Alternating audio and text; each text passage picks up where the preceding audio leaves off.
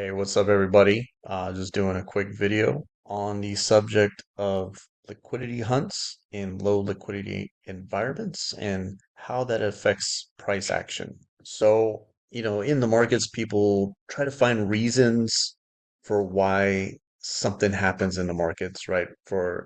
In particular, to price action.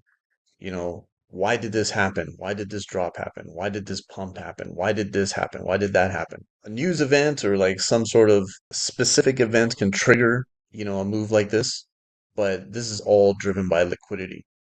Liquidity and supply and demand, as you can see here,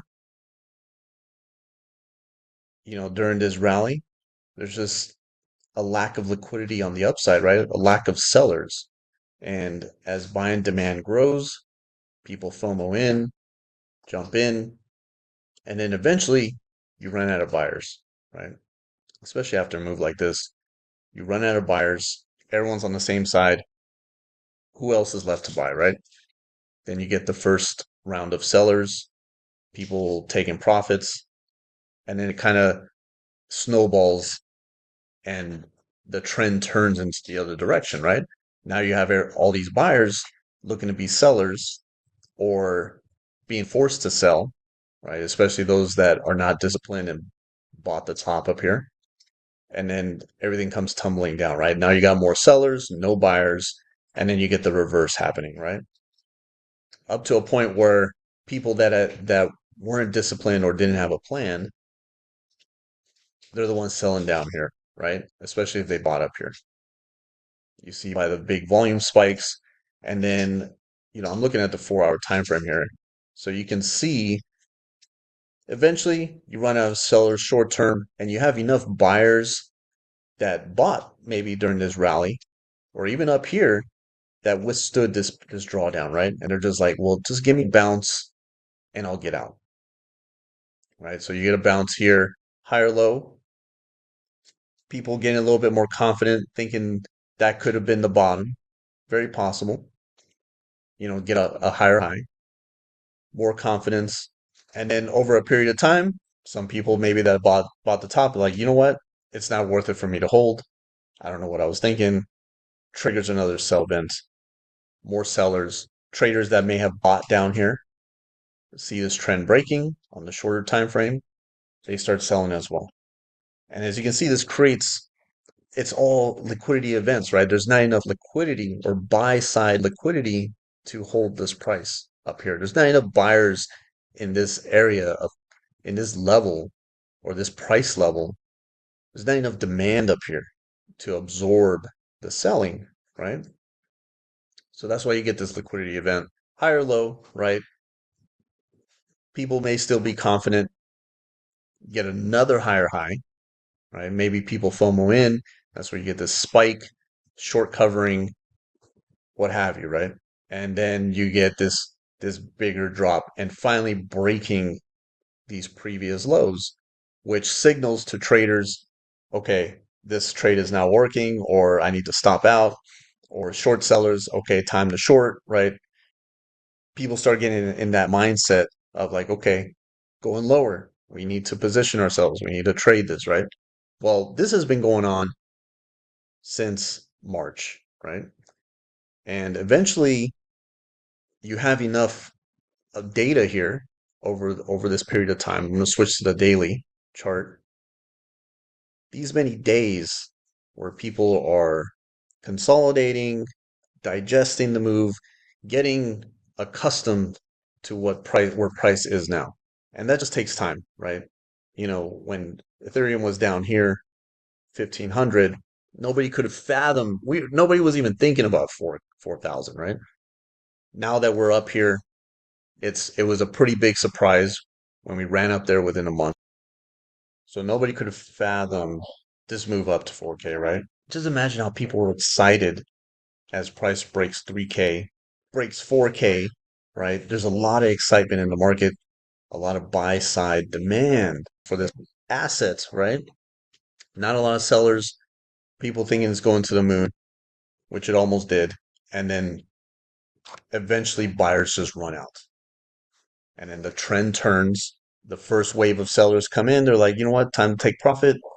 Smart traders, very disciplined traders first take profit, and then you get people that are like, oh shit, did I just buy the top? People that are not disciplined that didn't weren't a part of this whole move and decided to buy up here, right? Now you got the trend turn, trend change, more supply, less demand, and that's how you get these moves, right? And I'm going to go back to the 4 hour, and it just really shows it's just the mindset and psychology of markets and how people just think when they trade the markets. Now, as a liquidity provider, you're providing the other side of what a trader is after, right? You have to have a different mindset, right? If you're coming in as a trader, trading this price action, it's going to be very difficult as a liquidity provider, and you won't be successful at it. Like, take this price action here for a second, the rally up. As a liquidity provider, if you think price is going to continue to go up, then why are you selling your asset on the way up if you want to hold it on the way up, right? It doesn't make sense. Whereas you see an opportunity where maybe the market is turning, you're like, okay, we might be coming into a downtrend. I want to get on the other side of this trade, right? I want to be on the buy side of this market. And you set your ranges based on your risk and how much of the asset you want to buy at specific prices, right? And that's how you adjust your range. Not Don't focus on the APR. The APRs will come, the yields will come. Going too tight of a range too soon, you run the risk of buying too much too early, right? Yes, you'll generate high yields, but you'll go through a lot of pain too, right? So it's very important to just kind of analyze and make sure that you aren't taking on too much risk and you can handle the drawdowns, right? It's very important to size in appropriately. Otherwise, it becomes very difficult. And you want to take advantage of these liquidity events, like right here, right here, right here, and it's just like levels that people watch, right? Like particularly like down here, just like the $3,000 level, right? That was a big level we broke through. We haven't seen over 3,000 on ETH in years, right? So it's funny how people think like everyone was excited up here as Ethereum broke 3,000. Now everybody's running for the hills. Everyone's scared of 3,000, right? So that's the mindset, very short-term thinking. And that's what you have to take advantage of, right? That's what you look for. That's where you want to be the person that provides that service to traders to have that liquidity for them to get out, right? And in this case, you're stocking up on Ethereum supply, right? You're holding Ethereum, you're buying Ethereum on the way down from traders that just want to get out. You look to accumulate, and based on your range, you accumulate either slowly or more quickly, depending how wide or tight you go. And in the process, you get paid for that service in yield. You're providing that service, they pay you for that service. They're like, here you go, percentage of the transaction. Here you go. You know, you're providing this liquidity so I can have access to it. And that's all you're doing, right? So as a liquidity provider, you got to be willing to take this other side of the trade. And you have to be aligned with it, right? Like in this case, you don't want to be a seller of liquidity down like on this move. You don't want to be selling Ethereum. Like internally, you have to be wanting to be a buyer. You know, you have to be wanting to buy back that Ethereum, right? You have to be wanting to own the asset and you set your range based on wherever you want to buy, right? So that's very important. Now, as you can see, the levels of confluence here, where traders are looking for, people are, puking out their positions, when you got 30 below 3,500, you can see just cascaded down. Sellers just like, you know what, throwing in the towel. I need to get out, right? Just bunch of sell pressure. And then eventually sellers run out. Then you get eventually over time, you get another sell event, liquidation event. People are afraid we're breaking 3,000 now. They're like, oh my God, this thing's going lower. I bought it 4K, or wherever, or I'm taking profits. I'm done, right? I need to get out. Or even worse, if they're leveraged, right? They're again liquidated by force, right? They don't even have a choice. These are the times where you need to be providing liquidity. Those are the times where, especially newer liquidity providers, are afraid to be in the market. Whereas these are the best times to be in the market because normally, like in a normal market, trending market with Ethereum, you're lucky to see 50, maybe 100% APRs on a decent on a wide enough range. But during this time right here, especially right here, I was seeing upwards of 1,800% to 2,000% APRs on Ethereum. And my ranges weren't that tight. I was probably about 20% wide total in range. And I was seeing 1,800, 2,000% APRs.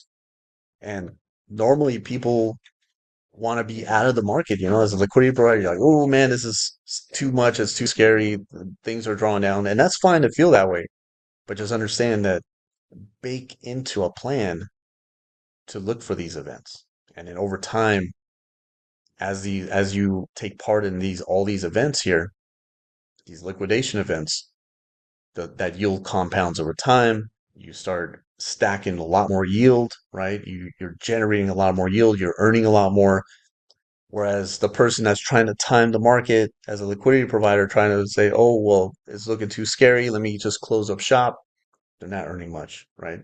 And you might as well, if you're trying to time the market, you might as well just be a trader, right? You might as well just trade the markets. These are the events that you need to look for. It's very important. Hopefully it helps. Have a good day.